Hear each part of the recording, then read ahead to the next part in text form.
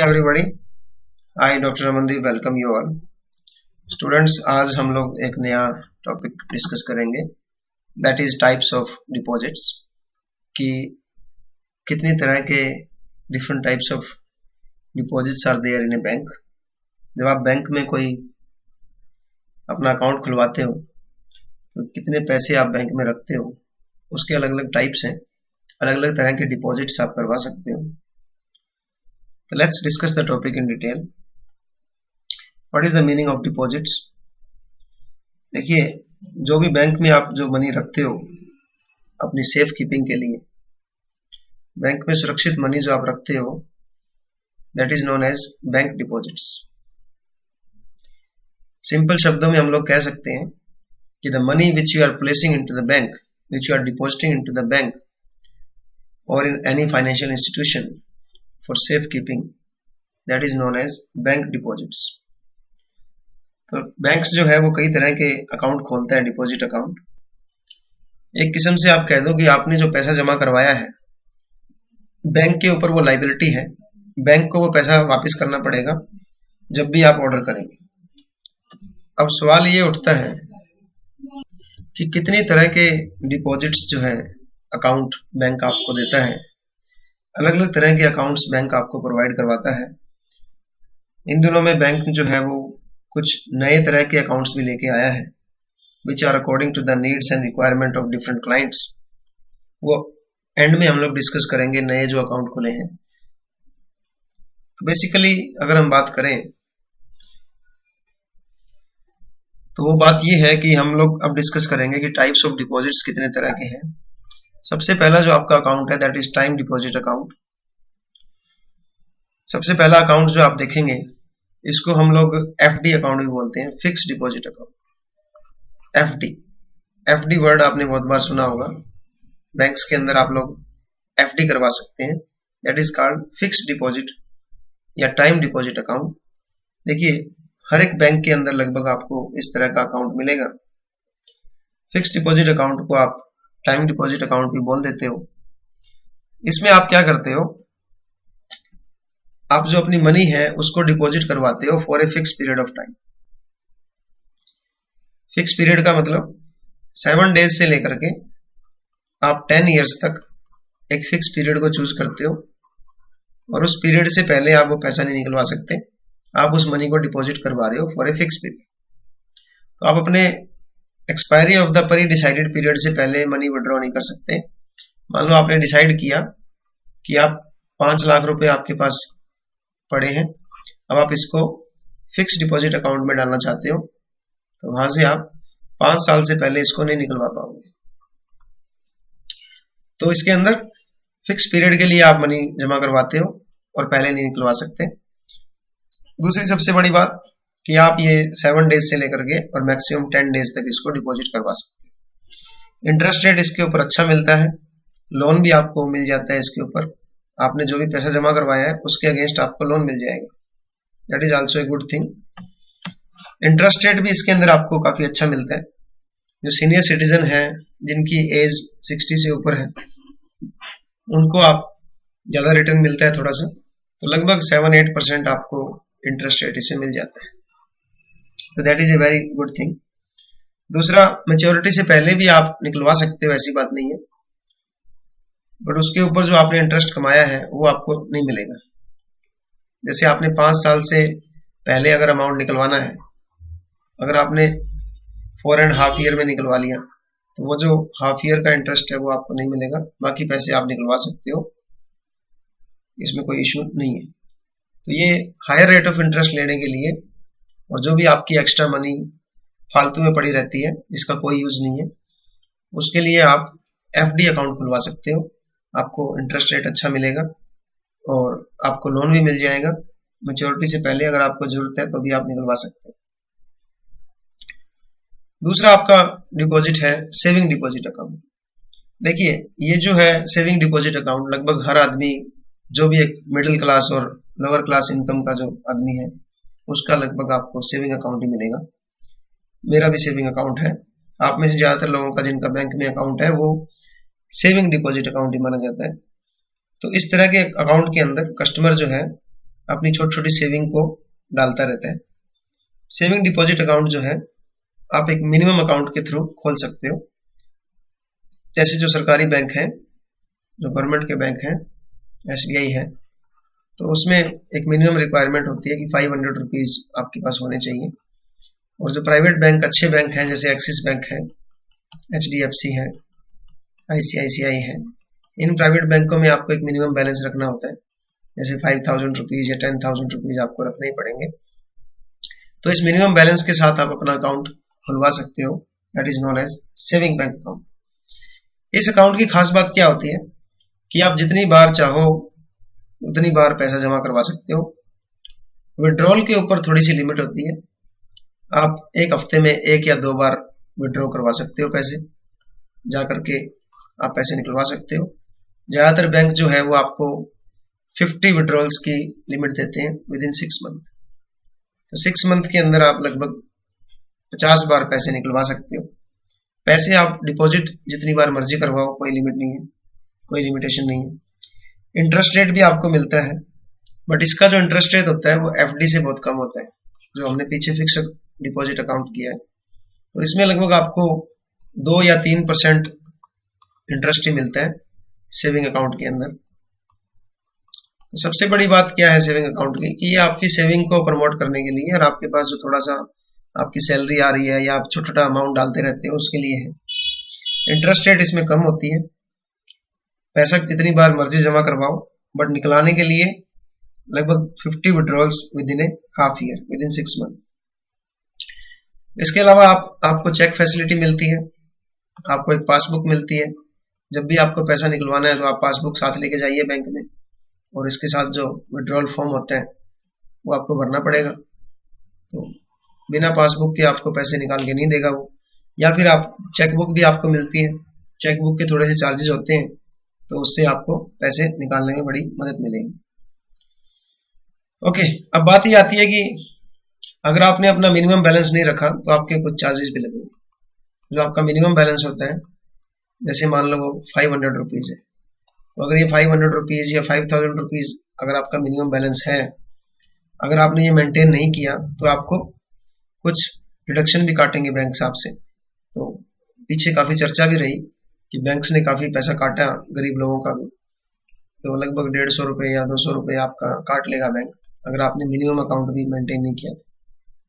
तो ये खास बात थी सेविंग डिपॉजिट अकाउंट की।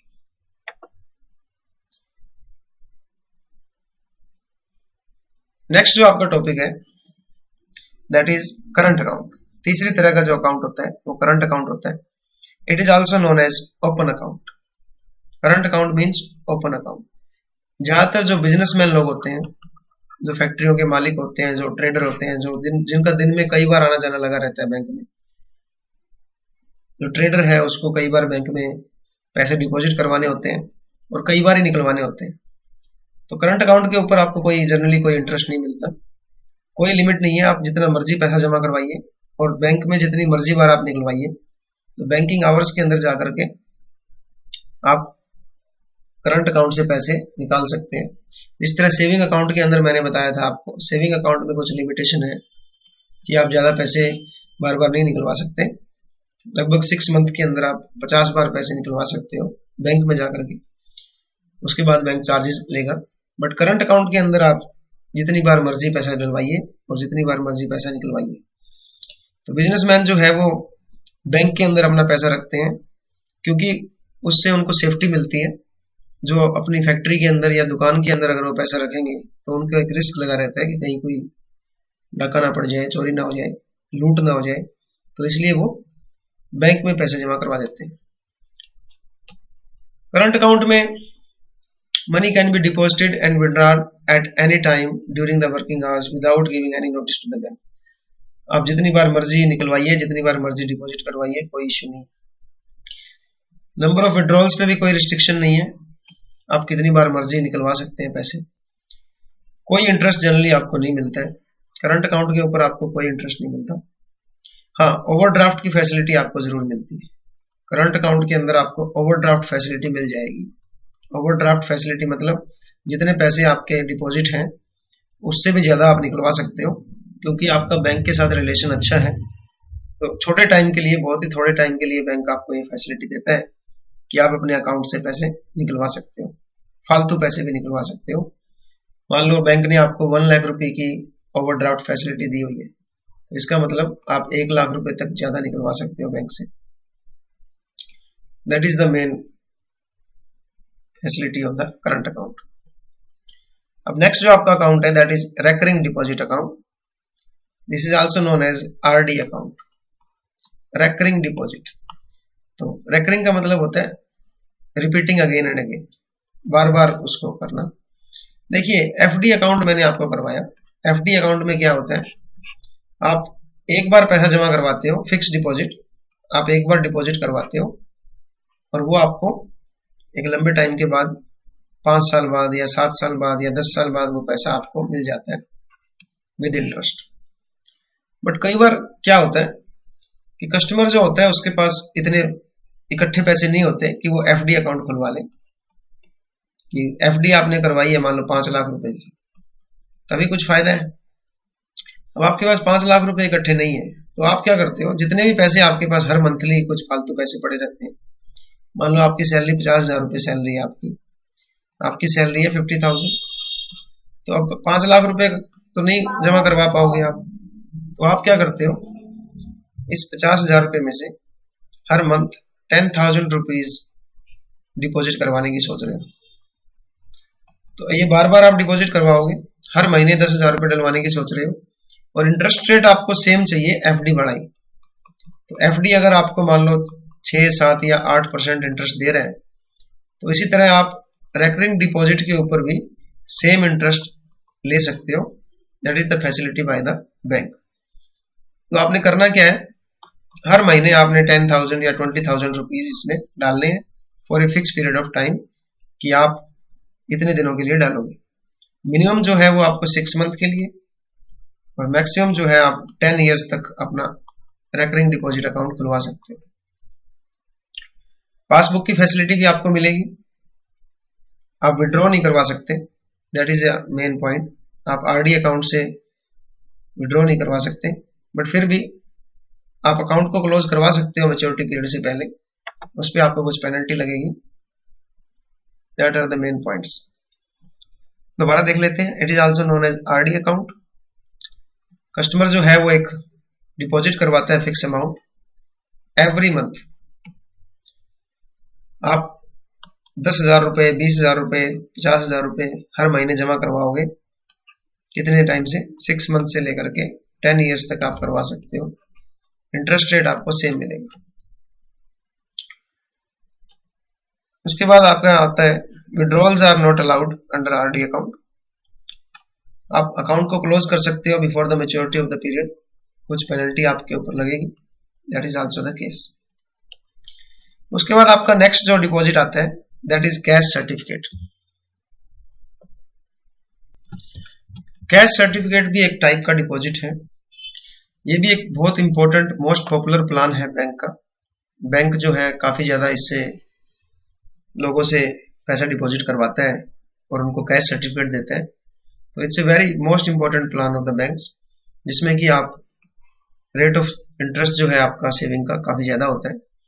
तो बैंक करता क्या है, बैंक आपसे डिपॉजिट लेता है, बैंक आपसे कैश लेता है, और आपको इस कैश के बदले में, जो आपने डिपॉजिट करवाया है उसके बदले में एक सर्टिफिकेट देता है। ये जो सर्टिफिकेट है आप अपने पास रखोगे, और जैसे ही उसकी मैच्योरिटी पूरी हो जाएगी फिर आपको वो पैसा विद इंटरेस्ट मिल जाएगा। तो डिपॉजिट जो है वो आप कितने टाइम के लिए करवा सकते हो, 12 मंथ से लेकर के 10 इयर्स तक इन कंप्लीट क्वार्टर्स। क्वार्टर्स का मतलब कि 3 मंथ्स के क्वार्टर में आप 3 मंथ्स के गैप में आप इसको ले सकते हो। तो लगभग कम से कम आपको 12 मंथ के लिए लेना होगा। उसके बाद आप मैक्सिमम जो है 10 इयर्स तक ले सकते हो इन क्वार्टर्स, मतलब 3-3 महीने के गैप में ये चलता है। तो नॉमिनेशन फैसिलिटी भी आपको अवेलेबल है। आप किसी और के नाम नॉमिनेट करवाना चाहते हो ये सर्टिफिकेट, वो भी आपको फैसिलिटी मिल जाएगी। फीचर्स क्या क्या है कैश सर्टिफिकेट के। सबसे पहला, कैश सर्टिफिकेट जो आपको मिलता है वो अलग अलग डिनोमिनेशन में मिलता है। आप 1000 का सर्टिफिकेट ले सकते हो, 5000 का, 10,000, 25,000, 50,000 और मैक्सिमम 1 लाख। ये अलग अलग आपको सर्टिफिकेट मिल जाएंगे। अगर आपको 1 लाख का लेना है तो एक सर्टिफिकेट आपको बना बनाया 1 लाख रुपीज का मिल जाएगा। 1000 का भी है, 5000 का भी है, तो अपनी कैपेसिटी के हिसाब से आपको जो भी सर्टिफिकेट लेना है वो मिल जाएगा। दूसरी बात यह है कि ये जो आपके डिपॉजिट जो आप करवाते हो जिसके बदले में आपको सर्टिफिकेट मिलता है, ये मिनिमम पीरियड आपका 12 मंथ रहेगा, मैक्सिमम पीरियड आपका 10 ईयर्स रहेगा और क्वार्टर में चलेगा। सबसे बड़ी बात कैश सर्टिफिकेट की क्या है कि आपको कंपाउंड इंटरेस्ट मिलता है। इंटरेस्ट के ऊपर इंटरेस्ट लग के आपको मिलेगा। आपका जो फर्स्ट ईयर का जो इंटरेस्ट है मान लो वो प्रिंसिपल में ऐड हो जाएगा, फिर उसके ऊपर फिर इंटरेस्ट लगेगा। तो compound interest is eligible on the deposits.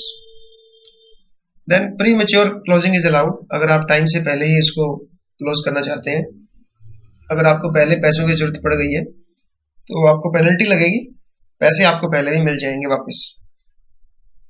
Loan can also be obtained against the deposit amount. आप लोन भी ले सकते हो, जो भी आपके पास सर्टिफिकेट है उसके अगेंस्ट आप लोन मिल जाएगा आपको। That is also a good option. Next point is, अगली तरह का जो आपका डिपॉजिट है वो थोड़ा सा अलग है, उल्टा है वो थोड़ा सा। That is called annuity deposit. देखिए, जैसे आपने रेकरिंग डिपॉजिट देखा होगा, आरडी। आरडी के अंदर हम क्या करते थे, एक फिक्स आपका अमाउंट था जो हर मंथ आप फिक्स अमाउंट आप हर मंथ डिपॉजिट करवाते थे। कि जैसे मैंने डिसाइड किया कि 10,000 रुपीज में हर मंथ डिपॉजिट करवाऊंगा और 5 साल तक। तो 5 साल के बाद क्या होगा, मुझे टोटल अमाउंट मिल जाएगा with interest. That is the case of RD. और इसी तरह आपका एक फिक्स डिपॉजिट भी था एफडी। इसमें हम लोग क्या करते थे, एक फिक्स अमाउंट आप एक बार जमा करवाते हो। जैसे एक बार में आपने 5 लाख रुपीज बैंक में जमा करवाए, डिपॉजिट करवा दिए, और आपने 7 ईयर्स के लिए डिपॉजिट करवाया इसको, तो 7 ईयर्स के बाद आपको विद इंटरेस्ट टोटल अमाउंट मिल जाएगी। तो ये तो हो गया एफडी और आरडी का केस। अब बात करते हैं एन्युटी डिपॉजिट। एन्युटी डिपॉजिट क्या है, आप क्या करते हो, एक लमसम अमाउंट स्टार्टिंग में जमा करवाते हो। एक फिक्स अमाउंट जो है लमसम अमाउंट स्टार्टिंग में ही क्या करते हो, बैंक में डिपॉजिट करवा देते हो।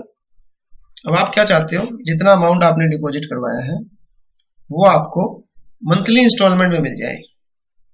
आपने मान लो 10 लाख रुपए सबमिट करवा दिए। अब आप क्या चाहते हो, ये 10 लाख रुपए आपने जमा करवाए हैं इसके ऊपर आपको इंटरेस्ट मिलेगा। अब आप चाहते हो कि इंटरेस्ट इसके अंदर वापस ऐड होता रहे और मुझे एक मंथली इंस्टॉलमेंट बना के दे दो, हर मंथ मुझे कुछ ना कुछ मिलता रहे। मुझे हर मंथ कुछ पैसा चाहिए अपने घर के खर्चे को चलाने के लिए। तो ये क्या हो गया, एन्युटी डिपॉजिट का केस हो गया। मान लो आपको हर मंथ 1000 रुपीज चाहिए, आपके पास कुछ पैसे पड़े हो अगर, और आप ये चाहते हो कि ये पैसे वैसे तो खराब हो जाएंगे, कोई इंटरेस्ट इस पे मिल नहीं रहा है, तो वो आप क्या करते हो, आप चाहते हो कि आपको हर महीने 1000 रुपीज मिल जाए बैंक से, और 3 साल के लिए आप चाहते हो। तो अभी आपको अराउंड 36,000 रुपीज स्टार्टिंग में बैंक में डालना पड़ेगा। तो बैंक आपको 1000 रुपीज हर महीने दे दिया करेगा। That is the case of annuity deposit, in which what you are doing, एक लमसम अमाउंट आप स्टार्टिंग में डाल रहे हो बैंक के अंदर। किस लिए, ताकि बैंक जो है वो आपको रीपे करता रहे over a period of time in instalment, that is known as EMI.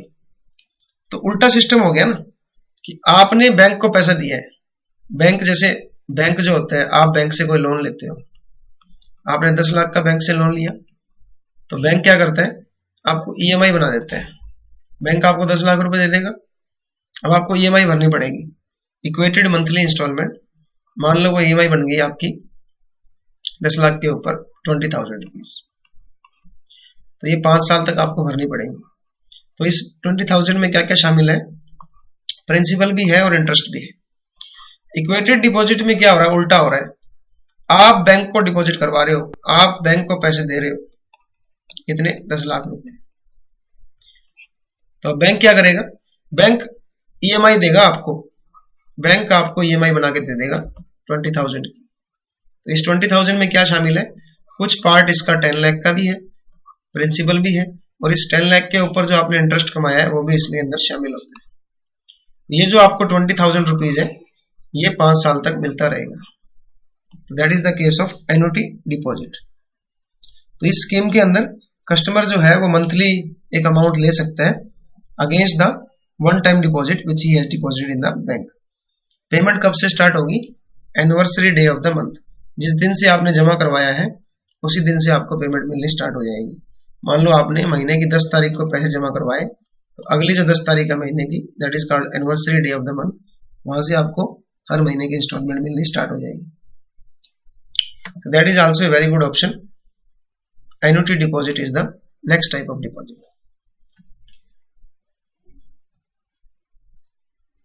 Annuity deposit जो आपको अवेलेबल होगा वो 3 साल के लिए, 5 साल के लिए, 7 ईयर्स के लिए और 10 ईयर्स के लिए अवेलेबल हो जाएगा।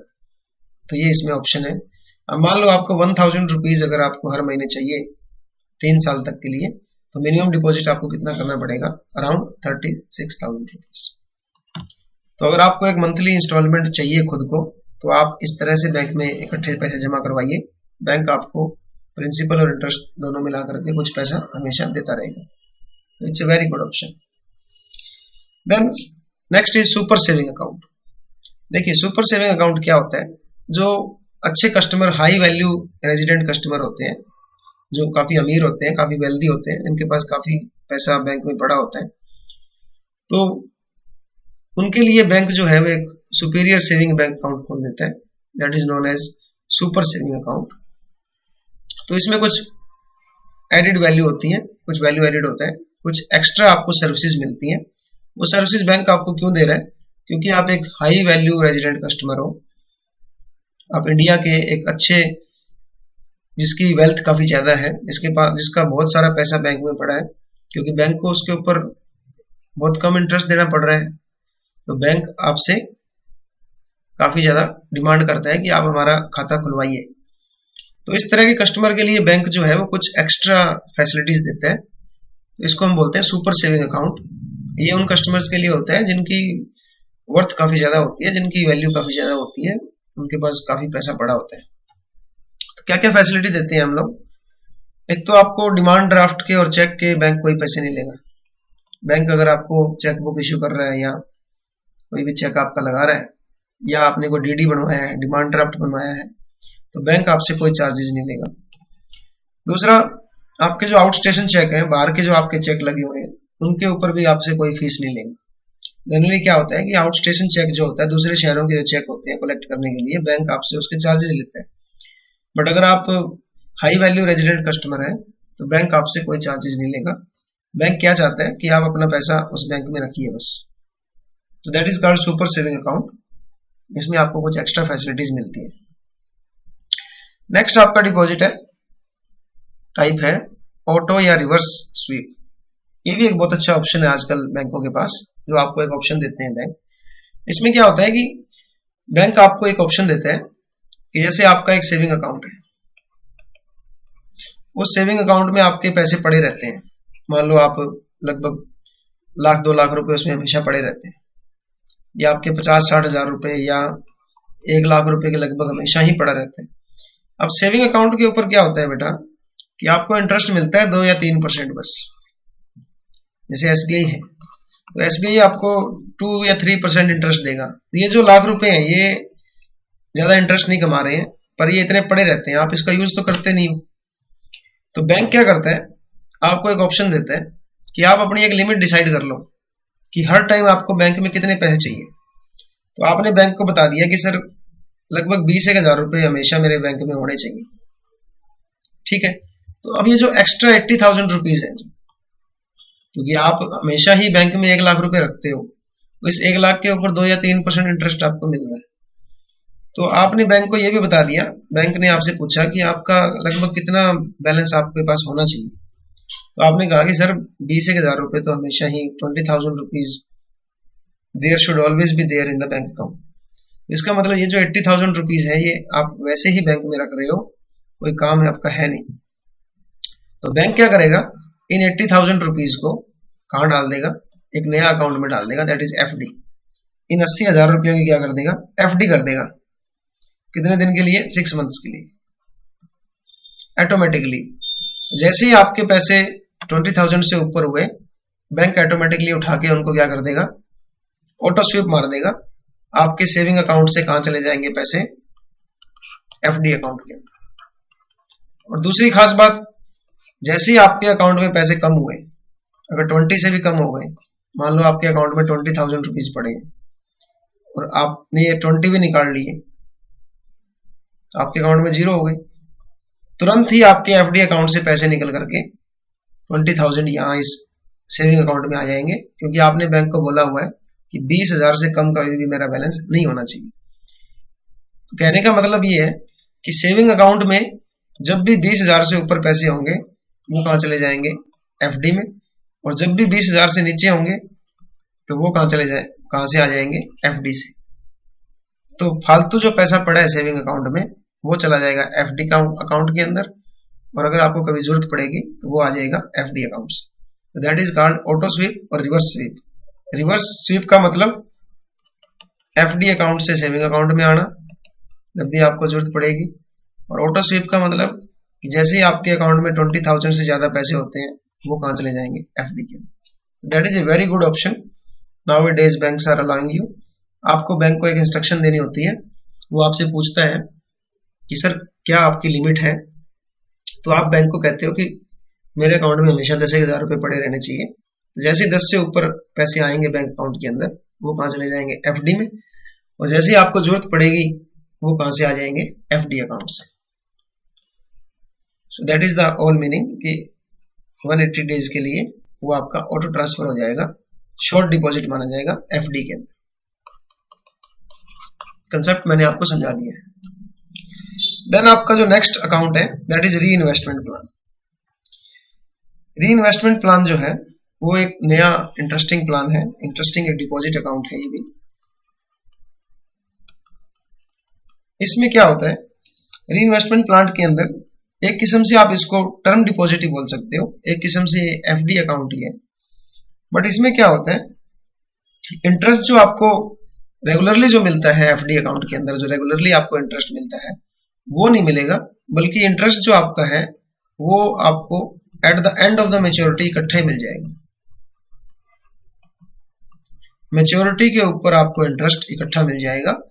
ऐसे रेगुलरली जैसे एफडी अकाउंट के अंदर आपका इंटरेस्ट ऐड होता रहता है, वैसे नहीं होगा। तो इंटरेस्ट जो आपका है री इन्वेस्टमेंट प्लान के अंदर, that is the main thing. दोबारा सुन लो, री इन्वेस्टमेंट प्लान जो है एक किस्म से फिक्स डिपॉजिट प्लान की तरह होता है, क्योंकि आप इसमें क्या करते हो, पैसे जमा करवाते हो एक फिक्स पीरियड ऑफ टाइम के लिए। जैसे कि आपने 6 मंथ से लेकर के मिनिमम 6 मंथ और मैक्सिमम 10 ईयर्स तक आपने पैसा जमा करवाया है। तो जैसे आप एफडी में पैसा जमा करवाते हो, वैसे ही आप री इन्वेस्टमेंट प्लान में भी करवा रहे हो। बट फर्क क्या है, एफडी के अंदर आपको जो इंटरेस्ट है वो रेगुलर मिलता है, आपके अमाउंट के अंदर ऐड होता रहता है हर महीने, हर 3 महीने बाद। बट री इन्वेस्टमेंट प्लान के अंदर क्या होगा, जो इंटरेस्ट है वो आपको रेगुलर नहीं मिलेगा। इंटरेस्ट जो है वो आपको at the end of the period, 5 साल के लिए अगर आपने जमा करवाया है, तो वो आपको 5 साल बाद इकट्ठा ही इंटरेस्ट आपको मिलेगा। इंटरेस्ट जो आपका है वो ऐड होता रहेगा प्रिंसिपल के अंदर, और कंपाउंड इंटरेस्ट मिलता रहेगा, बट पेमेंट उसकी एंड में जाकर के होगी। वो ऐड होता रहेगा बट पेमेंट उसकी एंड में होगी। नॉमिनेशन फैसिलिटी भी आपको अवेलेबल होगी इसमें। That is a very good option, री इन्वेस्टमेंट प्लान। तो it's a variant of term deposit, term deposit की तरह ही है, बट इंटरेस्ट जो है वो आपका रेगुलर फ्रीक्वेंसी पे मिलने की बजाय it is only paid at the time of the maturity. Interest जो आपका है वैसे ऐड होता रहेगा प्रिंसिपल में, कंपाउंड इंटरेस्ट कैलकुलेट होता रहेगा। नॉमिनेशन फैसिलिटी भी आप ले सकते हो, 6 मंथ से लेकर के 10 ईयर्स तक आपको ये खुलवाना पड़ता है। नेक्स्ट आपका बड़ा ही इंपॉर्टेंट और बड़ा ही इंटरेस्टिंग एक नया अकाउंट है एनआरआईज के लिए, नॉन रेजिडेंट इंडियन जो होते हैं। तो इसको थोड़ा सा ध्यान से समझना, ये थोड़ा सा लेंथी है। देखिए, नॉन रेजिडेंट इंडियन कौन होता है, जैसे कोई भी एक इंडिया का पर्सन है, इंडियन पर्सन है, वो इंडिया में रहता था, इंडिया में उसने नौकरी की है, बट अब क्या किया, उसने डिसाइड किया कि वो अमेरिका में रहेगा। वो अमेरिका चला गया अपने बेटे के पास या अपनी बेटी के पास, उसने डिसाइड किया कि वो अब यूएसए में रहेगा। तो अब यूएसए में रहने के लिए इंडिया में उसने नौकरी की है, इंडिया में उसका घर है, इंडिया में उसको पेंशन मिलती है, जो उसको रेंट वगैरह है वो भी इंडिया में मिलता है। तो उसका इंडिया के एसबीआई के अंदर एक अकाउंट है। तो वो अब यूएसए चला गया, वहां भी उसने कमाई करनी शुरू कर दी, किसी रेस्टोरेंट में या किसी पेट्रोल पंप पे या किसी खेत में वो काम लग गया, अब उसको डॉलर में कमाई होती है। तो अब वो क्या करेगा, यहां भी उसका एसबीआई में अकाउंट है, that is normally called NRO, non resident ordinary account. अब इस अकाउंट में वो पैसे जमा करवाता है, सारा उसका घर का जो रेंट वगैरह है, उसकी पेंशन है, कोई और कमाई है, उसने जो म्यूचुअल फंड या शेयर वगैरह ले रखे हैं, वो सारे के सारे एसबीआई अकाउंट में जा रहे हैं। अब उसके पास एक ऑप्शन है कि वो ये जो अमेरिका में जो पैसे कमा रहा है वो एसबीआई अकाउंट के अंदर डाल सकता है, that is NRO account. But इसमें कुछ लिमिटेशन होती है कि आप इससे पैसा जो बाहर निकलवा रहे हो उसमें एक लिमिट है कि आप 1 मिलियन यूएस डॉलर ही निकलवा सकते हो, इतना ही आप डलवा सकते हो, इतना ही निकलवा सकते हो, मैक्सिमम लिमिट यही है। तो इसकी जगह पे आप एक नया अकाउंट खोल सकते हो, दैट इज एनआरई। अब आपने क्या किया, एक नया अकाउंट खुलवा लिया, नॉन रेजिडेंट एक्सटर्नल अकाउंट। तो ये अकाउंट भी आप खुलवा सकते हो। मान लो आपने एसबीआई के अंदर ही एक अकाउंट खुलवा लिया नया, एनआरई अकाउंट। तो ये किन के लिए खुलता है, सिर्फ और सिर्फ नॉन रेजिडेंट के लिए। एनआरआई जो होते हैं उन्हीं के लिए ये अकाउंट खुलता है। अब एनआरआई ने अपना एक अकाउंट खुलवा लिया, NRE account in the SBI. Facility क्या मिलेगी कि आप जो भी कमाई करते हो अमेरिका के अंदर, आपने जो डॉलर कमाए हैं वो आप इस अकाउंट में डाल सकते हो, वो डॉलर इसमें आ जाएंगे और ये अकाउंट जो है हमेशा और हमेशा रुपीज के अंदर शो करेगा उस अमाउंट। ये खास बात है इसकी कि आपने अमेरिका में डॉलर कमाए, इस अकाउंट में डाल दिए और ये शो किस में करेगा, रुपीज के अंदर। दूसरी खास बात क्या है इसकी कि आप कितना मर्जी पैसा इसमें से निकालिए, जितना मर्जी पैसा इसमें डालिए, कोई लिमिटेशन नहीं है, there is no limit on depositing amount और विड्रॉइंग द अमाउंट। तो ये एक बहुत अच्छा ऑप्शन है एनआरआईज के लिए कि वो क्या खुलवा लें, नॉन रेजिडेंट एक्सटर्नल अकाउंट, जिससे कि उसको काफी मदद मिलेगी। क्या क्या खास बातें हैं इसकी वो देख लेते हैं। नॉन रेजिडेंट एक्सटर्नल अकाउंट जो है वो आप सेविंग अकाउंट भी खुलवा सकते हो, करंट अकाउंट भी, रेकरिंग डिपॉजिट भी और फिक्स डिपॉजिट। किसी भी तरह का जो पीछे हमने अकाउंट देखे हैं, कोई भी एनआरआई इस तरह का कोई भी अकाउंट खुलवा सकता है, किस नाम से, नॉन रेजिडेंट एक्सटर्नल अकाउंट। दूसरा, ये जो अकाउंट है ये सिर्फ और सिर्फ एनआरआई खुलवा सकता है। इसको मेंटेन जो करना है, इसको जो ऑपरेट करेगा वो कोई क्लोज रिलेटिव भी कर सकता है। ये भी एक खास बात है, कोई भी क्लोज रिलेटिव, इसका बेटा बेटी, इसका मदर, इसका फादर, ब्रदर, ये क्लोज रिलेटिव इसको मेंटेन कर सकते हैं। So NRE account can be maintained by close relative. Next जो आपका कैरेक्टरिस्टिक्स है एनआरई अकाउंट का, एनआरआई जो है वो एनआरई अकाउंट खुलवा सकते हैं, can open NRE account with their close relatives. Balance जो है वो फ्री पैट्रिएबल है, रिपैट्रिएबल है। जितना भी बैलेंस आपका एनआरई अकाउंट के अंदर पड़ा है वो फ्रीली रिपैट्रिएबल है कि आप उस अकाउंट में से जितना मर्जी पैसा वापस अमेरिका ले जा सकते हैं, वो डॉलर की फॉर्म में आपको मिल जाएगा। तो कोई लिमिट नहीं है, आप अपना प्रिंसिपल अमाउंट, अपना इंटरेस्ट अमाउंट, जितना भी आपका अमाउंट पड़ा है उस अकाउंट के अंदर, वो फ्रीली आप वापस भेज सकते हो, कोई इश्यू नहीं है। नेक्स्ट क्या खास बात है इसकी कि जो आप इंटरेस्ट इनकम कमाते हो, जो भी आप इस अकाउंट के अंदर पैसे रखते हो, जितना भी आपका बैलेंस पड़ा है और जो इंटरेस्ट इनकम आई है, जितना भी आपने इस एनआरई अकाउंट के अंदर रखा है, वो एग्जेम्प्ट है इनकम टैक्स और वेल्थ टैक्स। कोई उसके ऊपर इनकम टैक्स नहीं लगेगा, कोई उसके ऊपर वेल्थ टैक्स नहीं लगेगा। बेसिकली हम क्या कर रहे हैं कि अमेरिका के अंदर जो या विदेशों के अंदर जो आपके रेजिडेंट रह रहे हैं इंडिया वाले, हम उनको क्या ऑप्शन दे रहे हैं कि आप इंडिया के अंदर एक एनआरई अकाउंट खोलिए, नॉन रेजिडेंट एक्सटर्नल अकाउंट, और अपना सारा पैसा जो डॉलर की फॉर्म में है वो कहाँ जमा करवाइए, हमारे बैंक में जमा करवाइए। जब भी आप निकालेंगे कोई लिमिट नहीं है और उसके ऊपर कोई इनकम टैक्स भी नहीं लगेगा। तो हम इनवाइट कर रहे हैं फॉरेन के लोगों को जो इंडिया के ही हैं कि आप लोग हमारे बैंक के अंदर पैसा रखिए ताकि हमारे पास फॉरेन एक्सचेंज आए, हमारे पास उनका फंड आए, हम उसको यूज कर सकें। नेक्स्ट क्या खास बात है कि बैंक जो है वो इंटरेस्ट रेट जो है उसको डिसाइड कर सकते हैं जो भी आप अकाउंट खुलवाते हो एनआरई के अंदर। बट ये जो इंटरेस्ट रेट है ये आपकी जो डोमेस्टिक नेशनल रेट है उससे कम होनी चाहिए, उससे ज्यादा नहीं होनी चाहिए, उसके बराबर हो सकती है। अगर आपने इस तरह से इनको ज्यादा इंटरेस्ट रेट देना शुरू कर दिया तो वो ये लोग औरों से पैसा ले लेके जमा करवाने लग जाएंगे। तो डोमेस्टिक रेट से ज्यादा नहीं होना चाहिए, उनके बराबर या उनसे कम हो सकते हैं। ओवर ड्राइंग भी फैसिलिटी आपको मिल जाती है एनआरई अकाउंट के अंदर। ओवर ड्राइंग जो आप है वो कर सकते हो up to a limit of 50,000 और not more than for 2 weeks. 14 days के लिए आपको ओवर ड्राइंग की फैसिलिटी मिल जाएगी, उससे ज्यादा नहीं।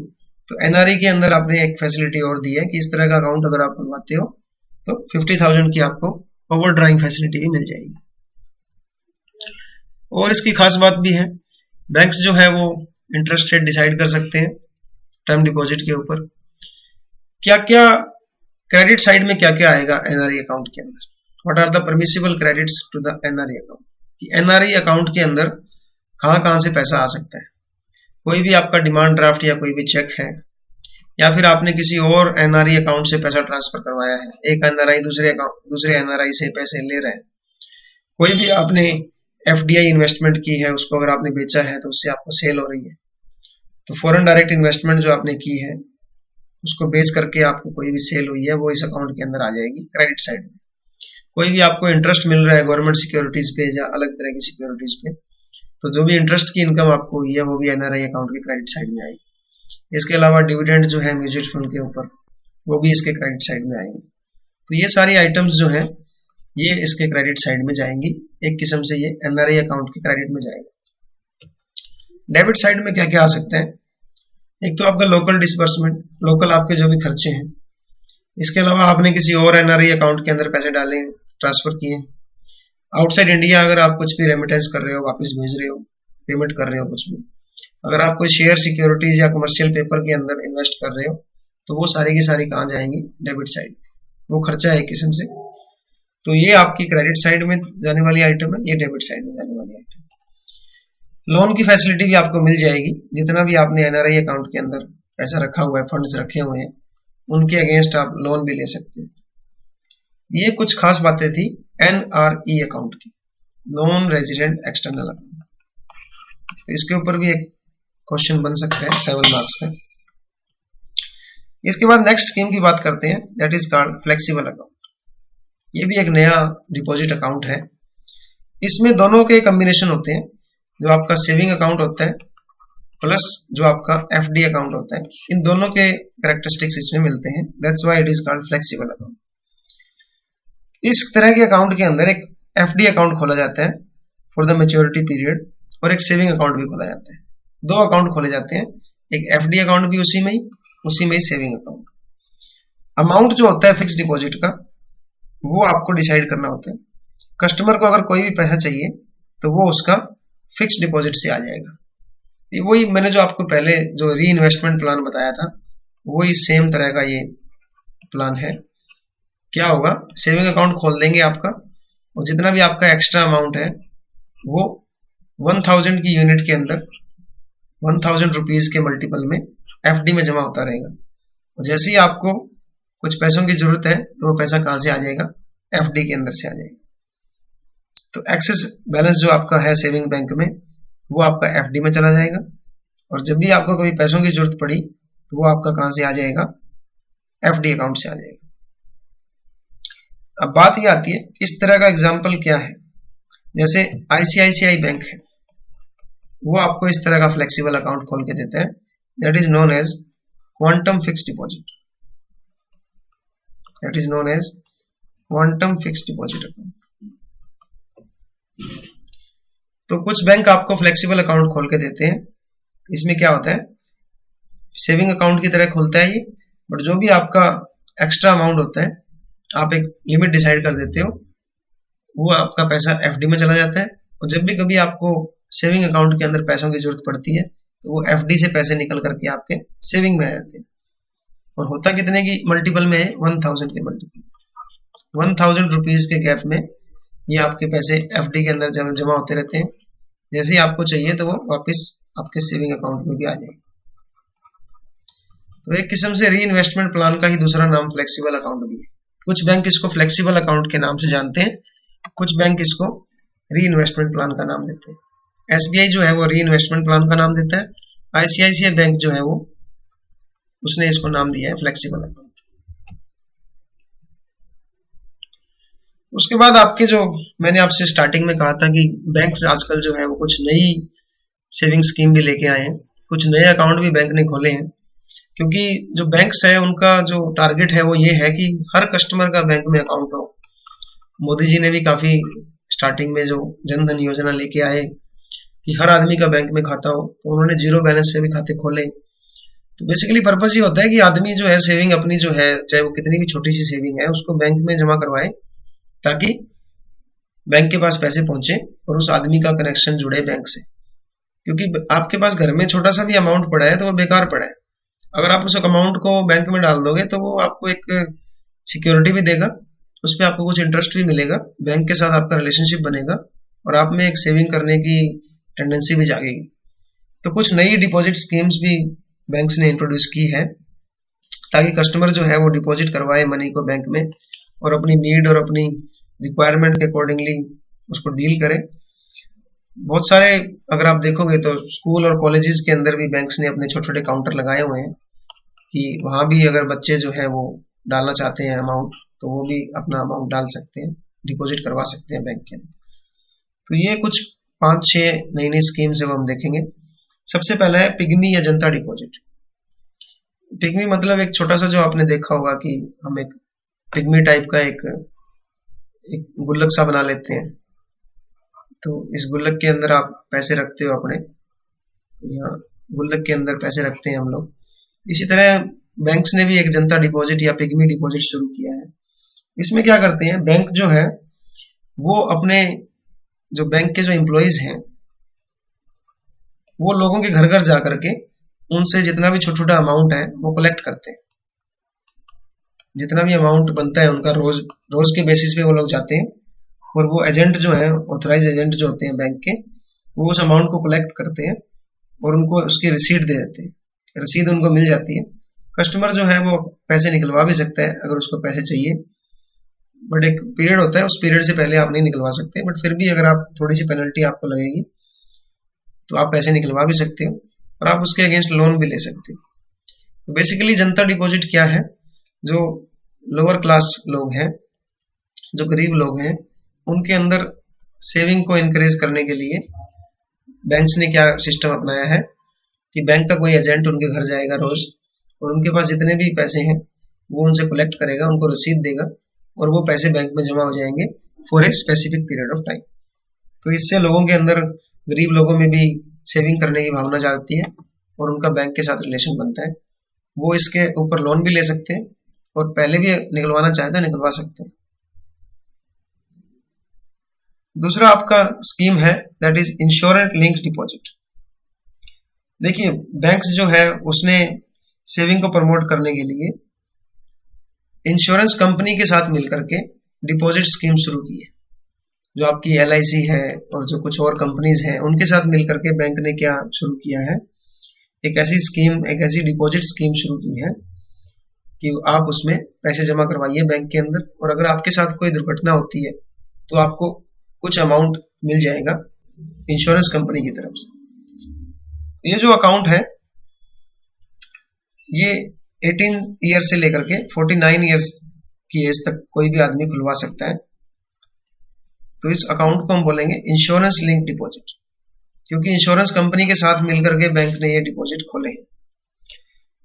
कमर्शियल बैंक जो है वो आपको लगभग 1.25 आपको इसके ऊपर इंटरेस्ट रेट देते हैं, प्रीमियम देते हैं, बहुत कम है बट फिर भी बैंक आपको ये फैसिलिटी दे रहे हैं। तो इंश्योरेंस लिंक डिपॉजिट में क्या आपको मिलता है, अगर बाय चांस आपकी डेथ हो जाती है, अचानक अगर आपकी डेथ हो जाती है तो क्या आपको मिलेगा? आपको कंडीशन ये है कि लगातार 2 साल तक आपको पैसा जमा करवाना पड़ेगा इस डिपॉजिट के अंदर, यहाँ डिपॉजिट करवाना पड़ेगा इस स्कीम के अंदर। तो अगर बाय चांस आपकी डेथ हो जाती है, तो क्योंकि हमने LIC या और कंपनियों के साथ मिलकर बैंक ने ये स्कीम आपको दी हुई है, तो कुछ पैसा भी आपको मिलेगा। तो अगर आपकी एज जो है वो, अगर आपकी डेथ जो है वो जब हुई है वो 21 साल से कम की एज बनती है आपकी, तो कितना अमाउंट आपको मिलेगा? जितना आपका मिनिमम मंथली बैलेंस आप रखते हो लास्ट के 6 मंथ में, लास्ट का जो आपका इमीडिएटली प्रीसीडिंग 6 मंथ,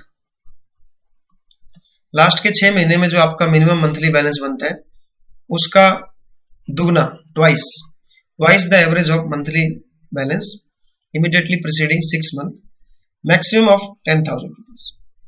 तो मैक्सिमम आपको 10,000 रुपीज तक पैसे बैंक देगा अगर आपकी डेथ हो जाती है और आपकी एज 21 ईयर से कम है तो।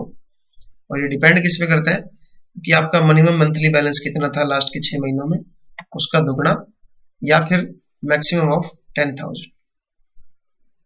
दूसरा, अगर आपकी एज 41 ईयर से ज्यादा है तो जितना भी आपको अमाउंट ऊपर हमने बताया है उसका हाफ, यहाँ पे हमने ट्वाइस किया था, तो मिनिमम जो आपका मंथली बैलेंस है उसका हाफ या फिर मैक्सिमम 5,000 रुपीज। तो लेस देन 21 ईयर के केस में मैक्सिमम 10,000 रुपीज, और अगर आपकी एज 41 ईयर से ज्यादा है तो 5,000 रुपीज। और अगर आपकी एज जो है वो 47 ईयर से ज्यादा है तो आपको कोई इंश्योरेंस बेनिफिट नहीं मिलेगा। तो ये भी एक बहुत अच्छी स्कीम है गरीब लोगों के लिए कि वो बैंक में अपना इस तरह से अकाउंट खुलवाएं, और अचानक से अगर कोई डेथ होती है तो उनको 10,000 रुपए या 5,000 रुपए उनको मदद एक्स्ट्रा मिल जाएगी। Then there is people saving plan. People saving plan में क्या है, एक कस्टमर जो है उसको 500 रुपीज पर मंथ देने होते हैं 1 साल के लिए। तो ये लोगों के अंदर सेविंग को इंक्रीज करने के लिए हर महीने वो सिर्फ 500 रुपए हर महीने उसको डालने होते हैं, 1 साल तक डालेगा वो। और वो क्या कर सकता है, after 3 months he can withdraw 1/10 of the balance once in a month. 1 महीने में एक बार वो लगभग 10% अमाउंट निकलवा सकता है इस पीपल सेविंग प्लान के अंदर। तो इंटरेस्ट जो है आपको वो इंटरेस्ट मिलता है जो एक FD के अंदर इंटरेस्ट मिलता है। फिक्स डिपॉजिट की जो रेट होती है लगभग 6 या 7% वो आपको मिल जाएगी। तो ये बहुत अच्छी स्कीम है कि आपको सिर्फ 500 रुपए डलवाने हैं हर महीने 1 साल तक, और आप लगभग एक बार में 10% निकलवा भी सकते हैं। That is also a very good option for those people who are poor. अगला जो आपका नई डिपॉजिट सेविंग स्कीम है वो है माइनर सेविंग स्कीम। तो जैसे नाम से पता लग रहा है ये माइनर के लिए है। तो ये यंग जो चिल्ड्रन है उनके अंदर सेविंग को एनकरेज करने के लिए कि वो भी पैसे बचाएं और बैंक में खाता खुलवाएं। तो जो स्टूडेंट जिनकी एज 12 साल या 12 साल से ज्यादा है, 12 साल से ज्यादा जिनकी एज है, 12 ईयर से ज्यादा जिनकी एज है, उनके अंदर सेविंग को एनकरेज करने के लिए वो अपना अकाउंट अपने नाम से खुलवा सकते हैं। तो उनको सारे के सारे बेनिफिट्स मिलेंगे। तो मेन इसका एम क्या है, to inculcate the banking habits और saving habits in the children. बच्चों के अंदर सेविंग की हैबिट को जगाने के लिए ये स्कीम बनाई गई है। Then there is farmer deposit scheme. देखिए फार्मर के साथ क्या होता है, फार्मर के साथ प्रॉब्लम ये है कि फार्मर जो है जब भी उसकी जो क्रॉप है, जो उसकी फसल है, जब वो बेच लेगा तभी पैसे जमा करवाएगा बैंक में, क्योंकि उसके पास तभी पैसे होते हैं, तभी वो जमा करवा सकता है। तो जनरली क्या होता है कि जो फार्मर होता है वो साल में सिर्फ 2 बार ही पैसे जमा करवा सकता है, क्योंकि जैसे वो फसल को बेचेगा तभी उसके पास पैसे आएंगे।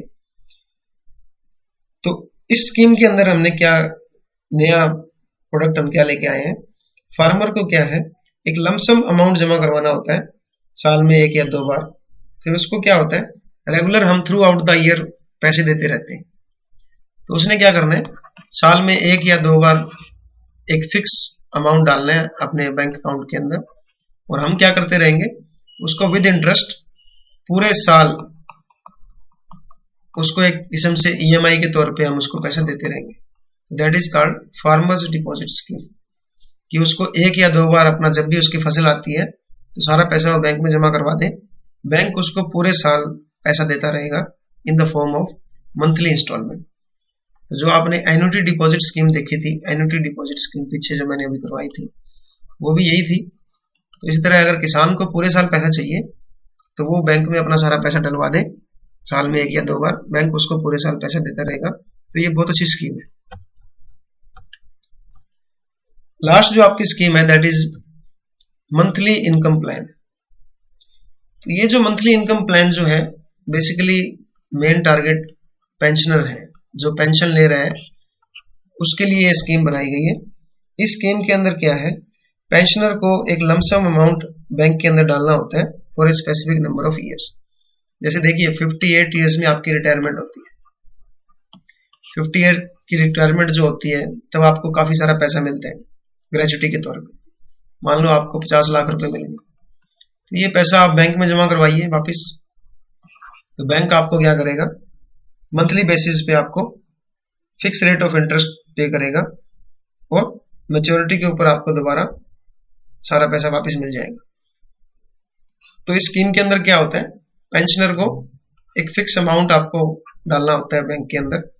बैंक आपको रेगुलरली इसके ऊपर इंटरेस्ट पे करता रहेगा और जितने साल के लिए आपने ये पैसा डाला है, मान लो आप 10 साल के लिए पैसा डाल रहे हो, तो उस पैसे को लास्ट में 10 साल के बाद आपको दे देगा और अच्छी आपको इंटरेस्ट रेट मिलेगी।